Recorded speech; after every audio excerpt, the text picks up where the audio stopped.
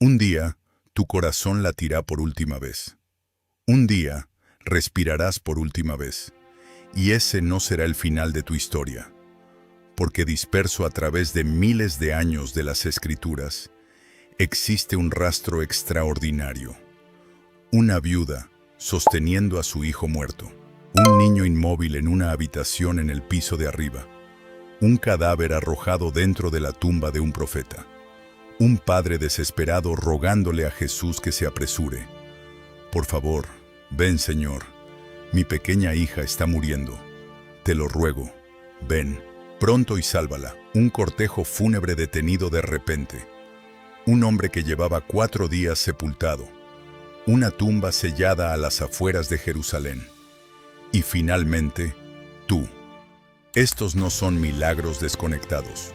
Son piezas de una sola historia gigantesca. Una historia en la que Dios va revelando, poco a poco, que la muerte, el enemigo más aterrador de la humanidad, no tendrá la última palabra.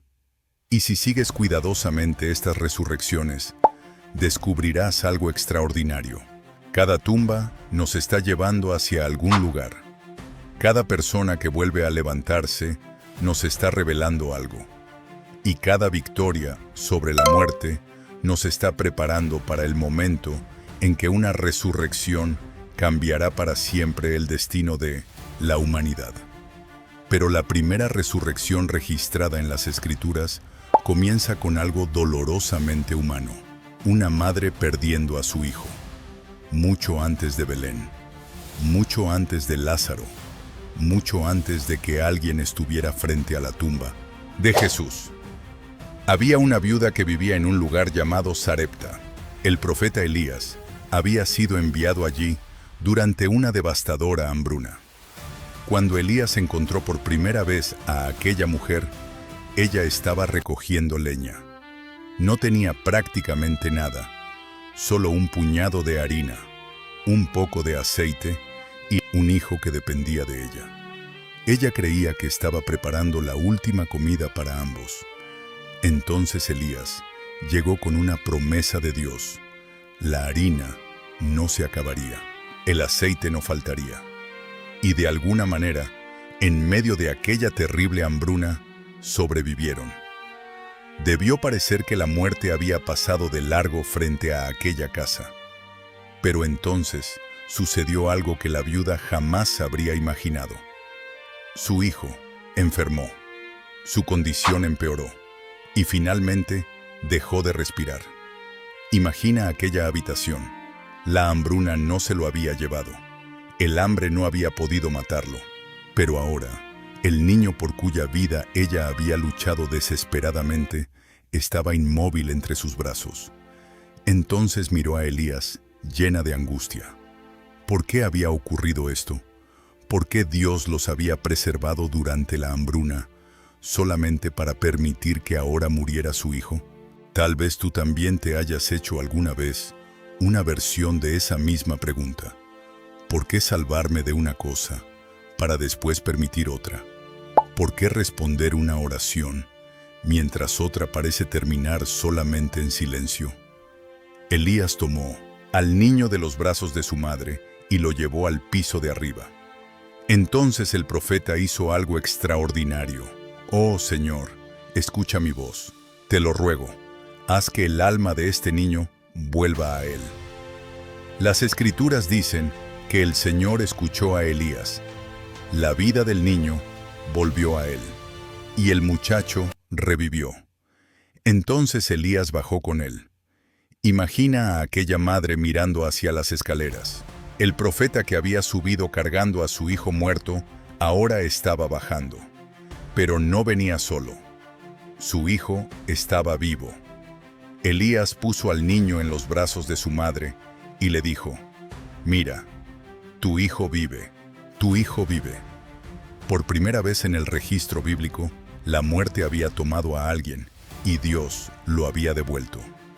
Pero no pases demasiado rápido por este momento, porque aquel niño de Sarepta eventualmente creció y un día volvió a morir.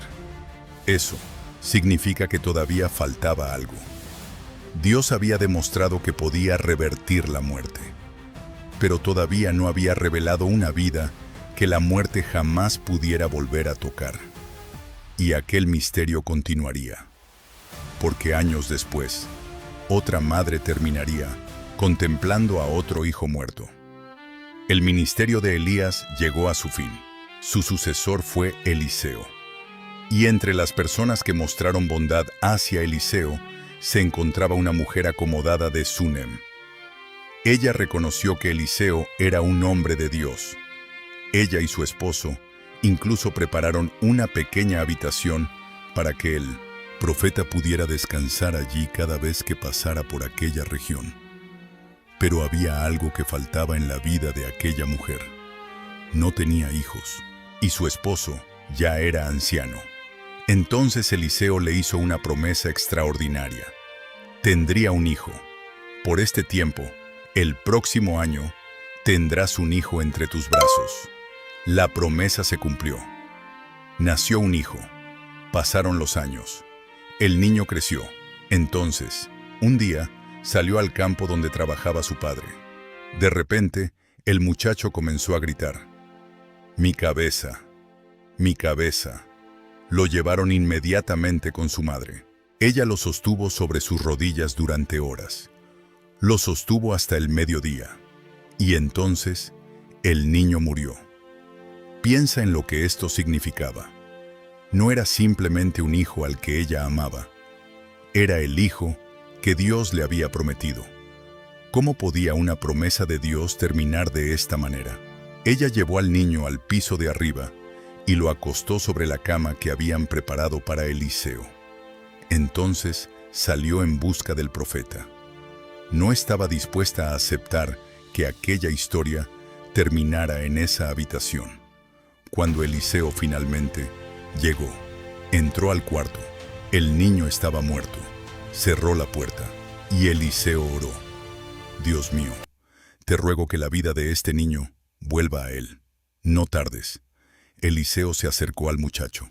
Se tendió sobre él. El cuerpo del niño comenzó a calentarse. Pero el milagro todavía no estaba completo. Eliseo caminó de un lado a otro por la casa. Después regresó. Volvió a inclinarse sobre el niño. Y de repente, el muchacho estornudó 7 veces. Entonces abrió los ojos. Eliseo llamó a la mujer. «Ven, mira a tu hijo». Ella entró, y allí estaba él, vivo. Otra tumba había perdido su victoria. Otra familia había recibido de vuelta a alguien que amaba. Otra pieza del misterio había sido revelada. Pero una vez más, aquel niño eventualmente también moriría. Así que continúa mirando. Porque Dios estaba mostrando a la humanidad su autoridad sobre la muerte, pero todavía no había destruido a la muerte misma.